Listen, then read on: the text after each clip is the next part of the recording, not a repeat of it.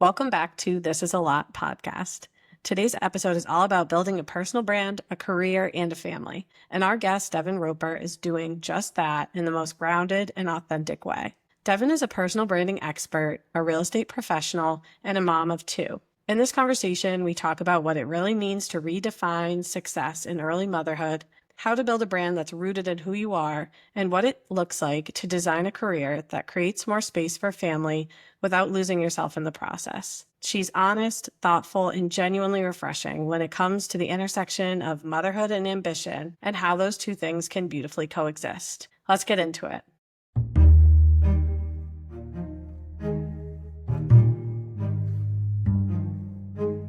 Devin, you are our first guest. We're so excited that you're here. I was going through Instagram and I was like, old friend, watching you be so successful has been so much fun. And so I have so many genuine questions. Nicole, obviously you guys are meeting for the first time. You guys are in similar fields. So that's going to be really fun. But we're just so glad you're here and so grateful. So thank you for coming on. Thank you so much. So It's a Lot podcast followed me on Instagram. And, when someone follows you, you just click in to see what it is. And I didn't even realize at first that it was you, Ellie. And I looked at it and I was like, I need to listen to this podcast because I relate to this so much. I was looking forward to this so much today. And I was like, this is a testament. I could have crept on you and tried to figure out your background. I'm like, no, I'm just so excited. How is this a thing that I just get to talk to these awesome people? And I feel like that's what everyone feels like when they're looking at it. It's just cool. I get to hear from awesome moms doing amazing things. Sign me up. We're almost in the same boat as everybody that is anticipating these.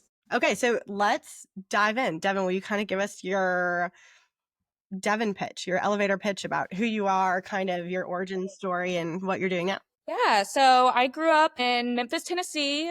Fast forward, went to school at University of Alabama. That's how I met Ellie. Roll Tide. We were finalists together at Alabama. And so from there, I graduated in 3.5 years. I took my first job offer right out of college for a tech company in Northern California. I had never been to Northern California. So it was kind of a leap of faith of, you guys want to offer me a job? That sounds cool. We're going to try it. Oh, to be young and in our 20s, no responsibilities again, right? So I moved to Northern California. I started working with this tech company. I was running their social media, marketing, and events program, and they had me all over the world. So I was a 22-year-old traveling to Dubai, Barcelona, Shanghai, was in Greece, and just all over the United States as well. And it was a wonderful first job. A lot of growth happened in that period of my life, but also being so far from home, I got homesick pretty quick because I was not able to put down roots really in Northern California. So stayed with that same job, but they let me move anywhere in the United States that had essentially an airport that could get me to the cities that I needed to get to. Where I'm from, Memphis, they did not have the flights that I needed, but the next closest was Nashville.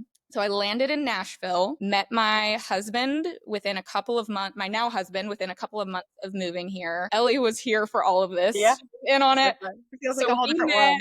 Yes, whole different world, blast from the past. So we met and got engaged within 4 months, married within a year, and we're about to celebrate our 10-year anniversary this year, which is wild too. That's 10 years? Has it been 10 years? It literally feels like yesterday at the same time. 10 years. Yes, it was 2015. And so that has kind of fast forwarded me to where I am now, because when I met Jameson, my husband, he was the realtor.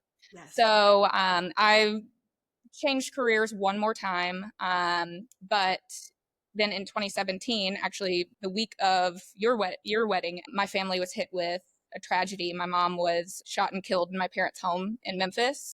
And that kind of trauma creates a lot of just trauma in your head and things that you have to get through. My husband and I both had kind of a quarter life crisis of life is short. Are we doing what we want to be doing? Is this all there is? And he essentially made the jump to music management, which was something that he had wanted to do since he was kid. All of the money was still in real estate, so he needed someone to step in and essentially manage and take over his business. And I signed up for the job. And so I took over in 2018 and have been scaling the business essentially ever since. A long time for a solo agent. And then I just recently started my own team called the Elevated Living Advisory here in Nashville. It's amazing. So tell me a little bit more about that. So you have started your own team. So what does that look like? What is your job on kind of a day-to-day basis? look like running that? So we're still working that out. So as someone who has essentially been on her own for 5-6 years now, everything post COVID, I'm like, it feels like 2020 was yesterday. So how many years has it actually been since 2018? Yeah. It has been 7 years since 2018. I have run my business solo and got to the point, just like a lot of people and a lot of people in your audience, where it was a lot.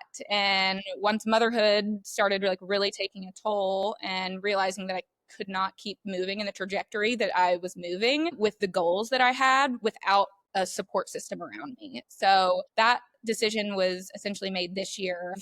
Teamed up with a couple of partners in Nashville that really supplement the weaknesses that I have, and I supplement the weaknesses that they have to essentially create a super team. And we're still figuring out the logistics of everything, but super excited about the potential and like what that support's going to look like for future work life. Yeah.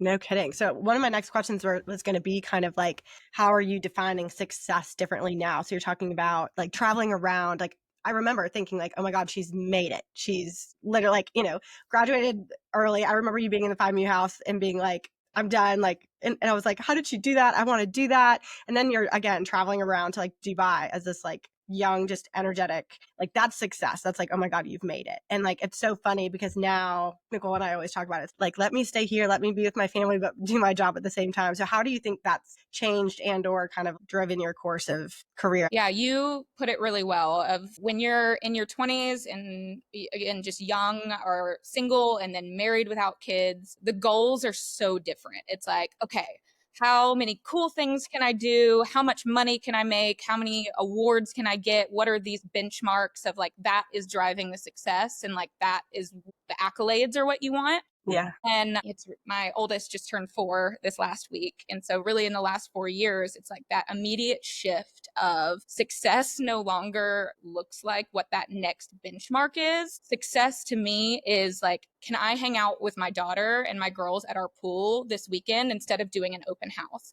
Like, do I have the support system in place to where if I want to take them to Disney World, I have the ability to take time off work to take them to Disney World, and spending time with my family? Like that is the measure of success now, because I've proven for essentially 7 years at this point that I can run myself ragged and run myself into the ground time and time again. But like, is that actually success at the root of it? And just started to realize that the answer to that is no. I feel like what you're essentially saying is like what so many of us feel like in the early days, like success is defined externally, and then the shift becomes like success is defined internally. Like it's so much less about what's going on outside. It's like it all just like the second you have kids, it's just what's there. It's an immediate shift. And it's wild too, because it seems like I know Ellie is this way, and it seems like you're this way as well, of like, we are results driven. Like we are type A people, and like the accolades do matter, but like it was an immediate downgrade. Like when you have kids, it's just like, okay, wow, life is different now. 100%. And it's so hard to explain that to people who have not been through it and who aren't moms. Yeah. It's even sometimes hard to explain it to dads. 100%. Oh my gosh. We could talk about that all day, the different dynamics there. Okay. One thing I love about what you just said is you're so authentic on Instagram and building this personal brand. Like, I feel like you're so steadfast in being a mom first, but also, again, you've built this like incredible following so organically and authentically. I literally was out to lunch with a couple pledge sisters and I was like, okay, I'm talking to Devin next week. What should we talk about? And one of them was like, I mean, I just think she's done such a good job being approachable and genuine about like, this is me, this is my raw life, but also look at how badass I am, And so tell me a little bit about the direction you take there. That's really kind of you to say. And it's so interesting that you do say that, because I don't know if you realize I really only started like putting work into my social media this January. Crazy. And I've gotten that feedback from people so often. And it was January. It was a New Year's resolution of mine of like, okay, I'm going to try this social media thing out. I'm going to like dive in. I'm just going to be me. I'm going to see like what happens. I don't know why I'd always been, I guess, scared to do it, because such a vulnerable place. Yeah, it's a vulnerable thing to put yourself out there and to put your family out there. And that was a resolution in January. And the way that it has affected my business has been wild, and just the perception of what I do. So it's not necessarily like that the amount of work that I was doing has changed. It's just like other people are noticing it now, which, you know, is good for our validation needing souls. Yes. And so it, for me too, one of the big things that like led me to that decision in January is like, why would someone trust me to market their home and sell their home if I don't have the ability to market myself? Love that. And that really put it in perspective for me. So I work a lot in the entertainment and music business in Nashville. I had always had the perspective of like, okay, well, my clientele prefers discretion. My clientele doesn't want their homes posted all over social media. So it was all about finding that balance between, you know, my target market in this world and not stepping into their privacy or like overstepping that line of discretion, which I've always been really great at, but also being able to brand myself and market myself. So it's just all about being me. And that like that really is what it comes down to, is like you're trying to attract your ideal client. And my ideal client is the people that would want to hang out with me if I was just being me. So why would I try to be anything but myself on social media? What like a beautiful example of being your authentic self. Why would you be anything else? Like, and look how you've been rewarded. I just think like, have you sat there and been like, dang, like I'm a baddie? No, we don't have time for that.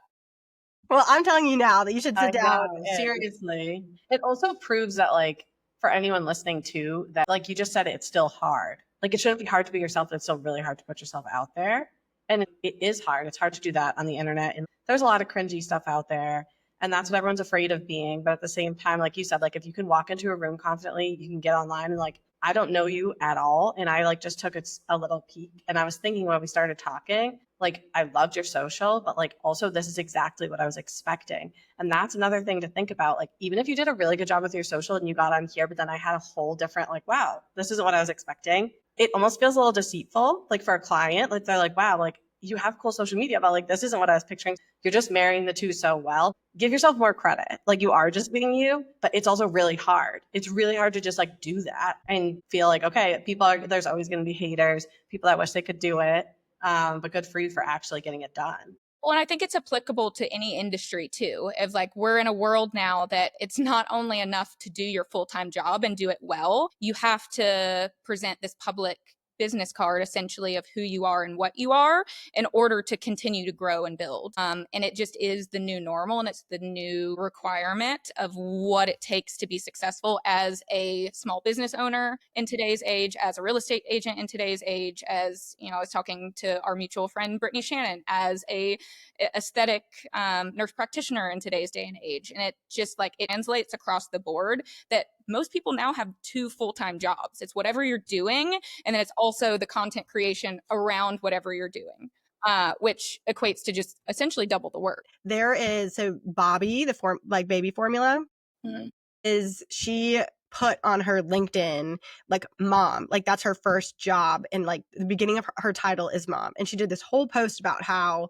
like why would I ever show up as if that's not my number one job. And she was like, that helps me be CEO of this company. It helps me be better at my job. And I think your Instagram is such a good like example of that, of you're not like, oh, hey, I'm only a realtor. It's like, no. Like you posted something like a April or a reel. I was literally stalking you before this, a reel or like a slides of it. And it's like lately. And it was such a good balance of like, I mean, I think it was like 75% family, but then like, you know, like a coffee shop and emails, and then, you know, a showing here and there. And like, it's just a, hey, like I'm doing all of this and I'm not going to pretend like one of these things doesn't exist. Absolutely. Yeah. And that, I mean, goes back to kind of our conversation before of, you know, attracting your ideal client, or, you know, attracting the, you know, my reason behind social media, of course, is to connect with people and to connect with my sphere and my friends and for them to see my family. But it's also like for me to put out there of like, hey, this is who I am. Like if you connect with me, like we would probably work well together. Like, yes, I'm really good at my job. I can get you from point A to point B in any side of a real estate transaction, but also like this is the human behind it. And that is something that was missing, I think, in so many careers and so many jobs like pre 2020, and that has been one of the few things that I feel like has been kind of a nice turn of events from that time period is like everything starts to feel a little bit more real, and you're getting to know the people behind the business, just like I don't recall what her name was, but with Bobby, like the fact of like, okay, I am a mom first, like in the traditional way of work and careers, like that would have been frowned upon. And now it's like, I've used Bobby formula for both of my girls regardless. Me too. Oh, this person behind it, like she obviously like really cares about that part of her life. So she probably created a product that I'm going to like too, that is like family first for me. And it like makes me trust that company just a little bit more. Yeah. 100%. I love that. So we're just getting into the mom content, right? And I definitely want to say, like, I'm so sorry to hear about your mother. Yes. That's shocking. She was amazing. She was amazing. I can tell because you're amazing. Like, honestly, I was thinking that, like, what a tribute to the person that she must have been. And like, I get emotional thinking about it, but like mothering without a mother, like, I can't imagine what that's like. And I admire anyone that is able to do that. And you're clearly doing such a good job with everything that you're doing. So like, just kind of pivoting into that, like being a mom with the career, like what does that look like for you?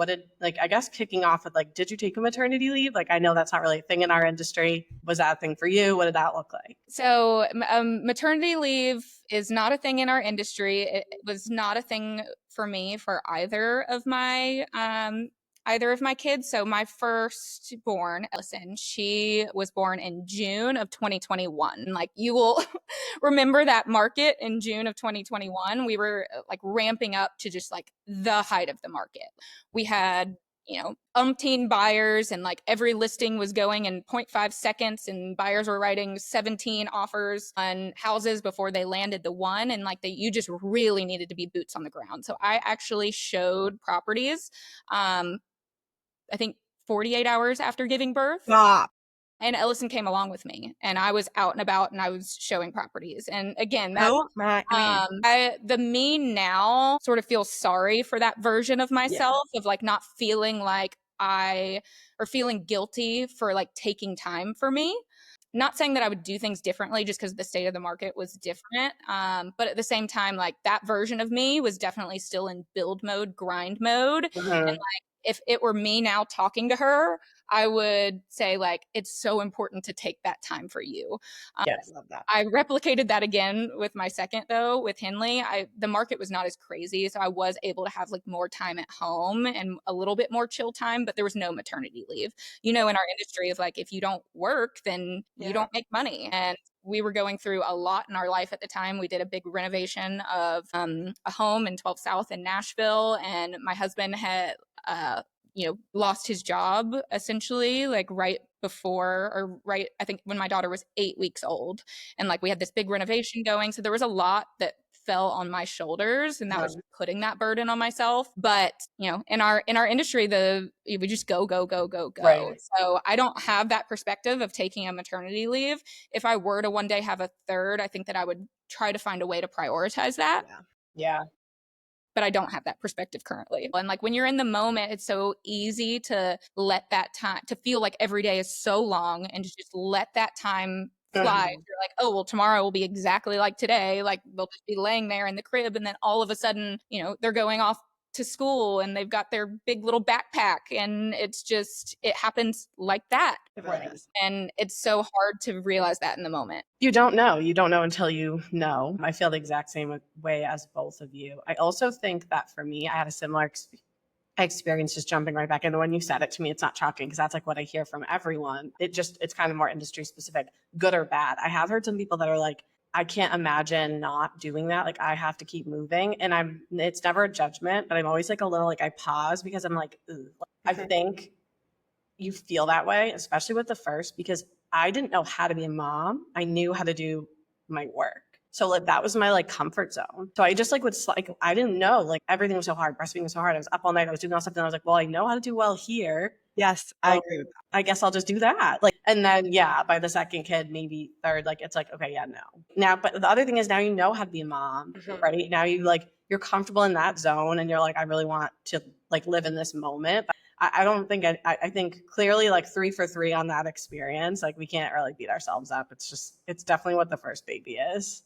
That But it's I wild to think of like go from Devin on a plane, flying around. I mean, the stuff you were doing, like I'm going to go back through your Instagram and like you were doing awesome, cool events with like fame. Like you were all over doing cool stuff like that, Devin, to like 2 kids, you know, we have to give ourselves some grace. Like you changed 700 times when you're like becoming a mom. Like, you know, I was a different wife, friend, mom, probably, you know, again, so many different times over the course of 3.5 years that I've been doing this. Like, it's just crazy. And I think that too, that goes back to like, it's so important to find the right partner. I know that this is not a relationship podcast. This is a mom podcast, but like Jameson and I have gone through so many versions of ourselves together and have continued to grow together and have been receptive of those changes of, you know, whether that be careers, whether that be through loss, whether that be through job changes or job losses. And I think like having that flexibility,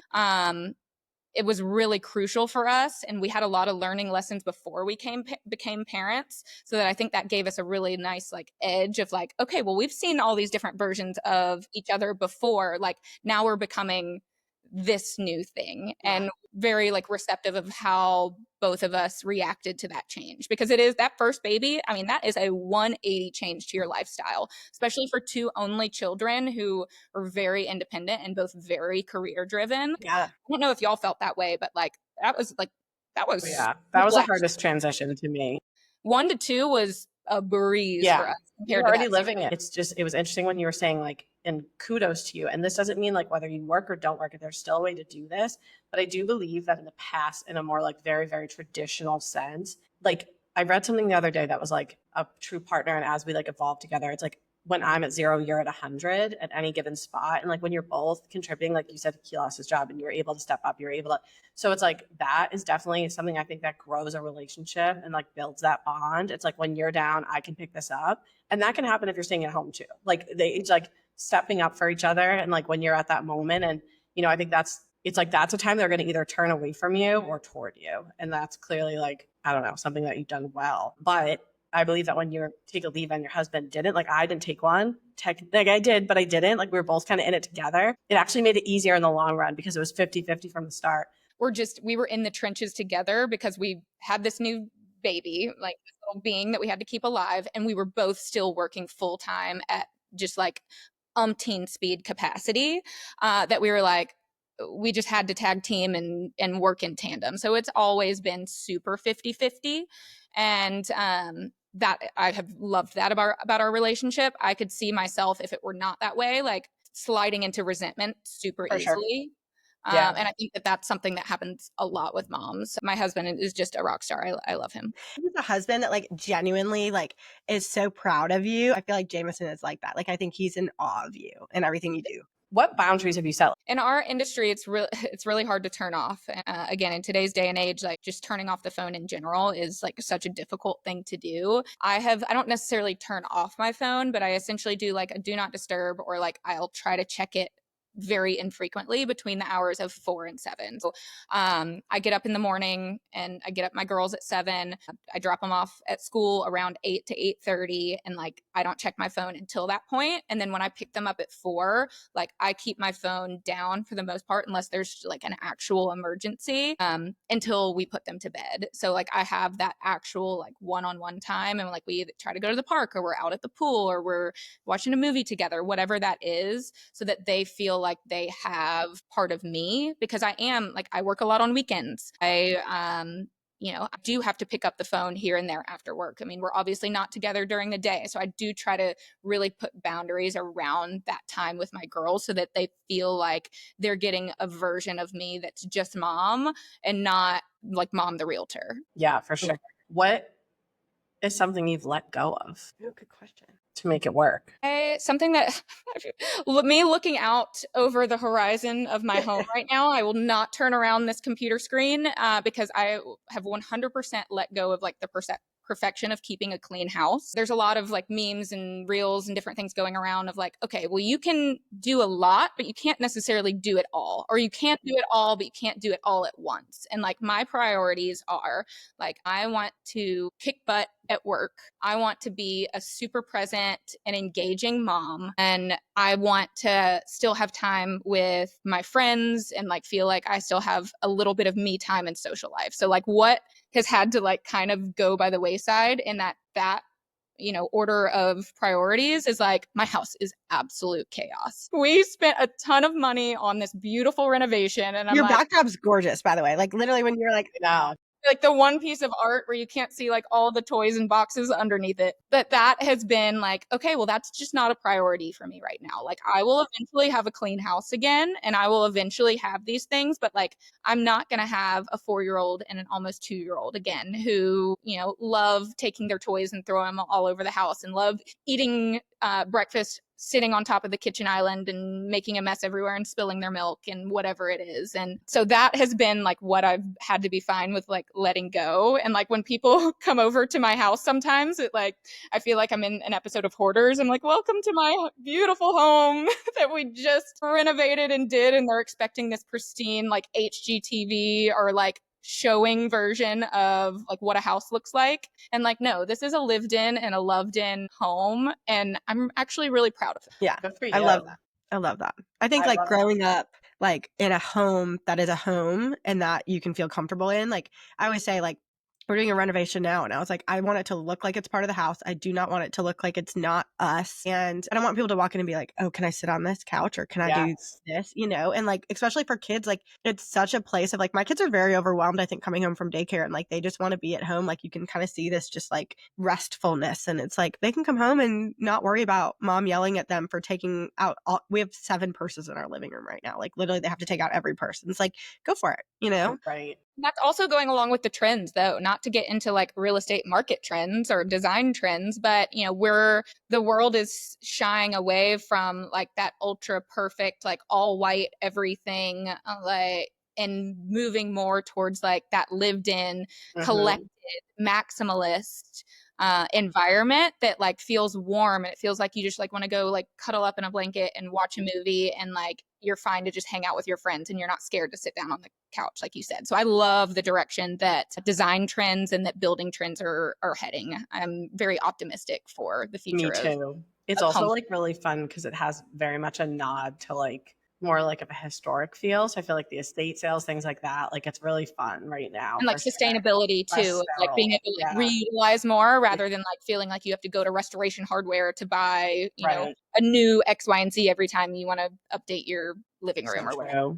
So if you are looking back, hoping that we have some moms on here that maybe are having their first baby. I know we have a couple that are pregnant or expecting. Like, what's some advice that you would love to like go back and give yourself? Advice that I would go back and give myself, definitely give yourself grace. Obviously, I think that's like overarching, but like I saw a quote recently that said, like, what a privilege it is to be able to be exhausted by something of your own choosing. And like it's so easy to like look past that or to like be like want the next phase to be here so quickly because you want to, if we're talking to probably a lot of working moms of like, okay, I want them to just be able to do this so I can feel more normal and I can get back to this normal way of life for me. And it's like, no, we are exhausted, but like we also chose this and it's also such a fleeting time. Sitting back and like sitting in that and appreciating it in the moment, like that's the advice that I'm giving myself of like we might fully be done at 2, like very, very likely, but if we were to have a third, then like that's the advice that I would want someone to give me. Yeah. I love that. Okay, and on that same topic, our mom guilt, burnout, it's a total thing. Do you feel it? And what do you do to kind of like overcome that when you're feeling it? Walk us through kind of like how you handle that. I wish that I was a better role model on this, truly, but like I'm just going to have to be like real life in it of like I feel mom guilt every single day and just about every like facet of what's going on. Like, or I guess I would say less mom guilt and more just guilt in general of like when the tried and true thing of like when I'm at work, like I feel guilty that I should be with my kids. And when with my kids, like I feel guilty like I'm not doing enough for my clients or like somebody else is outpacing me there. So I look forward to the future guests that you have on this show, that hopefully they can give me some advice on this. Thank you for the honesty. I struggle with. Yeah, no, I appreciate the honesty too. And I genuinely want to ask the question because like I don't handle it well. I feel like I like push myself until I like break down, you know? Yeah, same. And Marissa's always like, we got to figure out a way to, you know, aren't we paying money on therapy? And isn't there not a way for us to navigate this? I'm like, I'm trying. And I do think like it's such a unique thing to women. And it is a superpower of ours to just feel like this empathy and this overwhelming like weight to have, like we have everybody's expectations like our own. And then like these made up ones that we think other people have of us. And it's hard to overcome that. So I think it's just like, it's being self-aware enough to like sometimes realize like this is self-inflicted guilt of like, you know, I hate to just keep being like the quote girl. No, I love quotes. Do it. My real estate coach always says like the most insidious form of child neglect is like not seeing a parent that is following their dreams or going after their goals. And like if we're telling our children to like, you can do anything that you want to do, you can be anything that you want to be, and like we're not being an example of that, like how would they ever think that that is true? And like that's also my friend Emily, like she was born on this earth to be a stay-at-home mom and to have umpteen children and to do that, and she is like living out her true like goal, her true passion is being a stay-at-home mom. And so like that is applicable there too. That is not my passion. So if I were to be doing something different or not going full force, like I wouldn't be being me and I wouldn't be true to myself. And like I know that of like my mom looking down from heaven, like she would know that like, okay, you're not being the full version of you, and that's not what I want for you, and that's not what I would want for my girls either. No. Beautiful. I like I was like, don't cry. It was so much of it. But like I think it's such a good reminder of like I do think when I get burned out, I saved it in my phone like in multiple places of like the Shonda Rhimes commencement speech. I don't remember which college it was at, and she was like, there is no balance. When I am at a piano recital, I am missing Sandra Oh's last ever scene on Grey's Anatomy. When I am writing a script for this, I am missing a first dance recital. Like there is just like if you're successful in one area on that day, you're inevitably failing at the other one. Cause like you can't give 100% to the other. And I don't like the idea of failing because I don't think that's the correct word, but you get the concept. I always try to remember I made myself proud today at work. My girls are proud of me, right? Or like today I focused on the girls. That's good for my work too, because I like will be more creative tomorrow. I think that's like the only way. Yep. It goes back to like, you can do it all, just not all at the same time. Yeah. And so I just had like a breakthrough when you were talking, because like I don't think we're going to find a guest that has a tip for this. It's like we kind of just are in a place where like we're basically living a time in our life when we're supposed to be in two places at every moment. Yeah. And like my kids have this probably like 4 or 5 to be like places. My kids have this book right now. My dog's obsessed with it because there's rainbows in it. She keeps bringing it over. She's 1.5. And it's like, you have this feeling and that's okay. And I feel like what we have to just start doing is like, okay, I have the guilt, feel it and move on. We're not going to solve it. There's never going to be a day that we're like, yeah, we don't feel like we should be doing that too. Like, it's like, that's okay. Like maybe that's why she keeps bringing me the book. Yeah. She's like, Mom, you need to read this. You have your feelings and that's okay. And I think too, like that's such an important thing. Like our generation is doing a great job of like talking about feelings with our kids and like kind of letting them know that those things are okay. It's like you don't have to just have a happy face at all times. And so, you know, talking through those things of like if you're having a breakdown, like not, you know, to the nth degree, but like letting your kids know of like, hey, I've had a really hard day, and like, you know, sometimes it's okay to cry when you have a hard day or whatever that is. So just like as they get older, like it feels more normal. And like they don't feel like they have to bottle things up. Or when they become a mom one day of like, God forbid my girls don't have me to help them through that transition. Like they saw me and like they're able to take those tools when they were little and young and raising them and being able to replicate that as they get older and maybe not feel as much guilt because they're like, oh, this is just normal. I was very overwhelmed right before this of like my kids have been home all day. They were like, you have to pick out paint colors. You have to decide all of these things from like our project. And I was just overwhelmed and I was like snapped or was short at Lily, my oldest daughter. And I was like, I went right before this, I went to her and I was like, I'm really sorry. That was not okay for mommy to get upset. You know, here's the reason I did, but that wasn't kind of mommy. I'm sorry. You know, will you forgive me? I read something the other day that was like, you're not going to be perfect. I'm not going to be a perfect mom all the time, but what I can teach her is that saying sorry for my actions is the thing to do, right? Like that sometimes you're not going to be perfect, or like you might let your emotions get to you, but here's how you handle it when that happens. And I was like, sat down, I was like, okay, I'm not going to be that hard on myself. I just gave an example of something that's not okay and showed her how she should handle it. Okay, so anything exciting on the horizon? What's next for Devin? Well, I hinted to it at the beginning of the call, but I'm very new in launching my new team in Nashville, the Elevated Living Advisory, which is going to be huge. We're doing things a little bit differently than a normal real estate team. We're essentially set up more like a law firm where we have partners and then we have associates underneath us. We have someone that focuses on interior design within our team. We have a marketing girl within our team, and growing it out like as a full corporate situation rather than just like your run-of-the-mill real estate team. So that has been super exciting and time consuming. And sometimes to grow ahead, like you have to like slow down a little bit in the moment and like deal with some of those growing pains. So I feel like I'm in the moment of like, okay, well, I'm slowing down to do this that's going to propel me forward, to be able to have, more of that balance, to be able to better serve my clients and lead to something that I think is going to be really great in the long term. So excited about the future there, and the systems and events that we build, and just being able to better serve my client. I would have had no idea that y'all were new. I went on Instagram. Y'all look like you are like well established. You have such a great following, like already. So new is, that's probably the wrong term, because these are all very seasoned agents who all have very specific skill sets that we are essentially merging together to create something bigger and better. But if you're, creating essentially a new company, a new corporation, a new way of doing things, like that's going to take time in general. But it is super exciting, and the thought of having support moving forward rather than, just continuing to be a solo agent that's just on my own, everything is all on me, is something that I'm super excited about.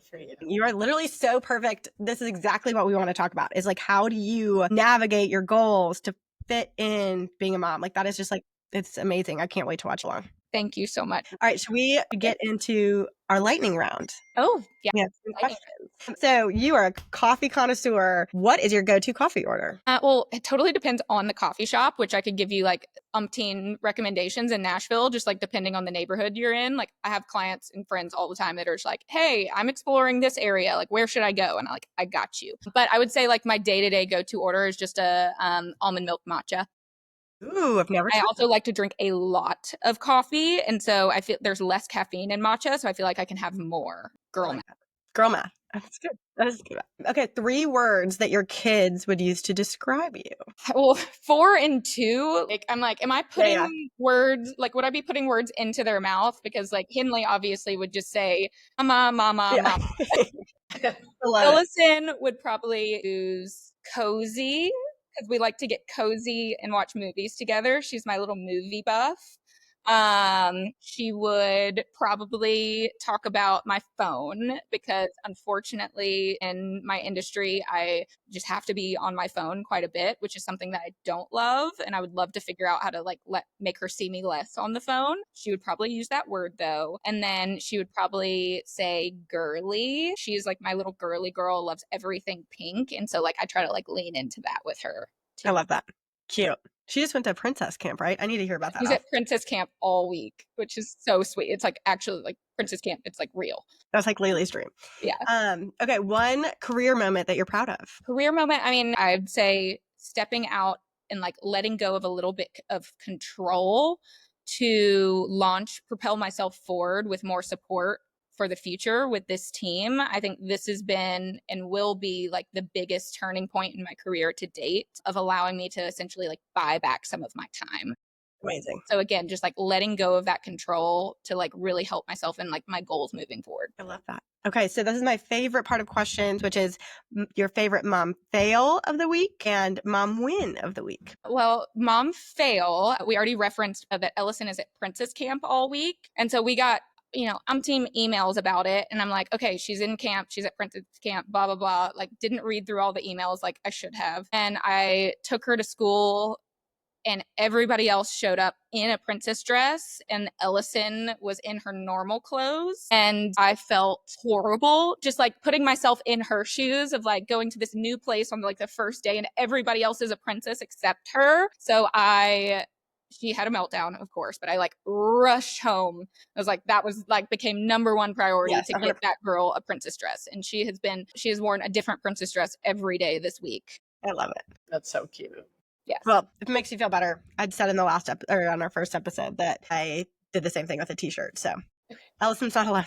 Laylee was like that last week. Okay, mom win. Mom win. So I will go in that same vein of, so this princess camp is kind of like a tester week for her new school that she's going to be starting this fall for pre-K 4 of like, I want her to have a good experience at the school, and what a better experience than to start out with princess camp. And she came home from that same first day where I forgot her princess dress and I was worried that she was going to be mad at me and embarrassed. And she came home just gushing like, I love my new school, like I cannot wait to go back, I've made all the best friends, like and she said these words. Like sometimes people say their kids say things and you're like, did they really say that? Yeah. But she said like, thank you so much for finding this school for me. And there's so many decisions that we make for our kids that it's like, okay, well, is this the right decision? Like, we're not going to know until 20 years from now, and she's scarred and in therapy for X, Y, and Z. But like, it just felt like I had made a good decision. Yeah, in that very moment. validating. It was like validating that for me. And like, as a 4-year-old, like it's not her job to validate me. Yeah. But it felt really good for her. Yeah. That's a great mom win. I love that. And I love that for you and for her in her new school. It's going to like make everybody happier about her going. So Devin, you've been amazing. You literally are like, this is everything. I could sit here for 7 hours and ask you all different. I was thinking that. I'm like, this follow up time. Once the team is like up and running and I have this whole new perspective on like life and freedom and all of these things, we'll have to do a follow-up podcast. That's a great idea. Great idea. Okay, well, thank you for coming. It was amazing. Thank you so much. All right, thanks guys. Talk soon.